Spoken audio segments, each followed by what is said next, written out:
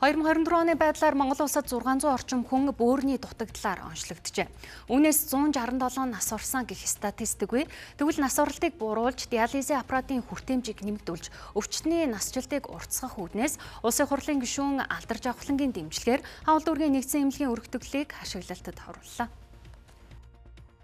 Монгол улсад бөөрийн дутагдлаар онцлогдож диализын аппаратаар эмчилгээ хийлгэж байгаа хүмүүсийн насны ангиллыг авч үзвэл 0-19 насны 49 хүн, 20-44 насны 832 хүн, 45-аас 64 насны 1481 хүн, 65-аас 74 насны 457 хүн, 74-өөс дээш насны 169 хүн байна. Тэгвэл хаалт дүүргийн нэгдсэн эмнэлгийн өргөтгөл ашиглалтанд орсноор эдгээр хүмүүс харьяалал харгалзахгүй диализын аппаратанд орохын зэрэгцээ эрүүл мэндийн тусламж үйлчилгээг чирэгдэлгүй авах боломж бүрдэж байгаа юм а.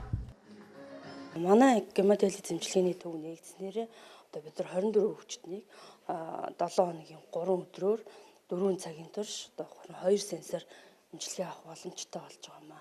Өөрийн архыг дутагдaltaй өвчтнүүдийг аппараттайгаа харьцуулах юм бол одоо 2 дахин дутагдaltaй байгаа. Хаалт дүүргийн хэмжээнд диализын аппаратанд орох шаардлагатай 108 өвчтөн байдгаас 53 өвчтөн диализын аппаратанд орохоор хүлээж байгаа талаар мэдээллээ.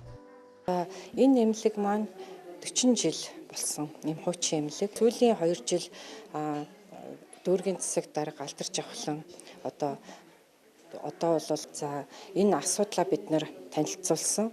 За манай гишүүн бол энэ асуудлыг бас нааштайгаар хүлээж авч онцгой анхаарал хандуулад энэ төвийн маань санхүүжилт болохыг маш яаралтай шийдэж өгсөн. Энэхүү эмнэлгийн өргөтгөлийн ажлыг улсын хурлын гишүүн Алдар Жавхлан хаалт дүүргийн засаг даргаар ажиллаж байхдаа эхлүүлсэн томоохон ажлуудын нэг. Үргэлжлүүлэн 2026 онд 200 ортой нүүрс хүчлийн хий бага ялгаруулах байгальд ээлтэй технологи бүхий эмнэлгийн шинэ барилгыг ашиглалтанд оруулахаар төлөвлөд байгаа юм а.